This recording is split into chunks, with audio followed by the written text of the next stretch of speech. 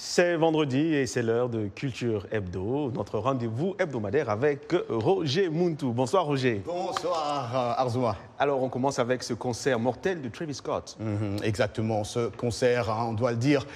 Bonsoir d'abord Arzouma, bonsoir à tous nos téléspectateurs. Oui, les plaintes s'accumulaient mercredi contre les organisateurs du festival Astroworld à Houston, au Texas, accusés de ne pas avoir fourni des mesures de sécurité nécessaires pour éviter un mouvement de foule ayant fait 8 morts et des dizaines de blessés le 5 novembre.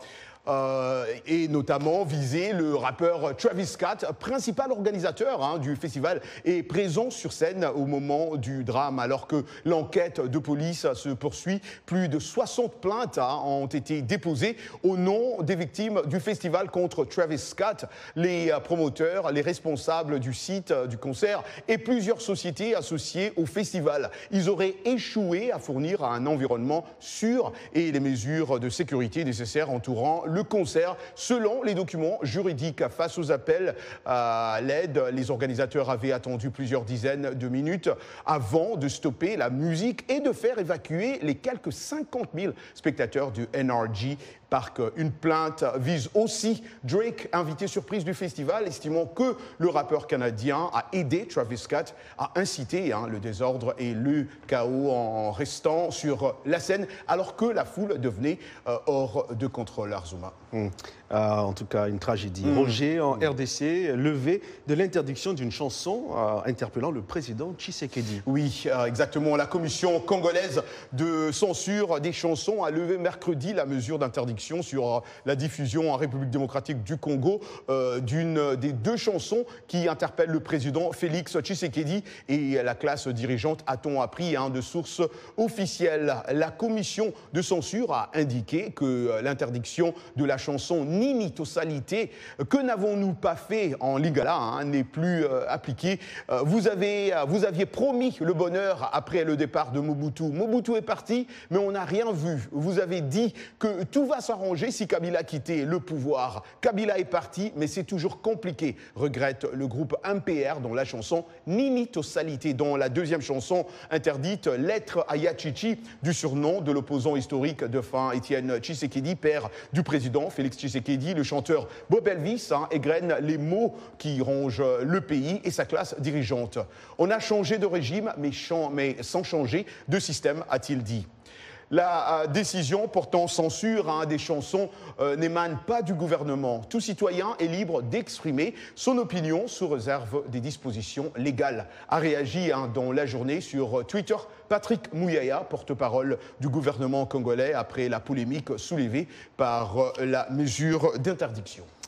Et Roger, la chanteuse de Kassav, Jocelyne Biroir, était invitée sur VOA Afrique. Quelle bonne nouvelle. Jocelyne, dans les années 80, elle multiplie les succès.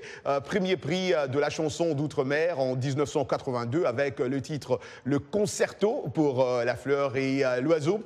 Double disque d'or en 1986 pour son album Siwo et pour le tube Collé serré en duo avec Jean-Claude Naimro. Saviez-vous aussi qu'elle est la première femme antillaise à obtenir un disque d'or? Ah oui.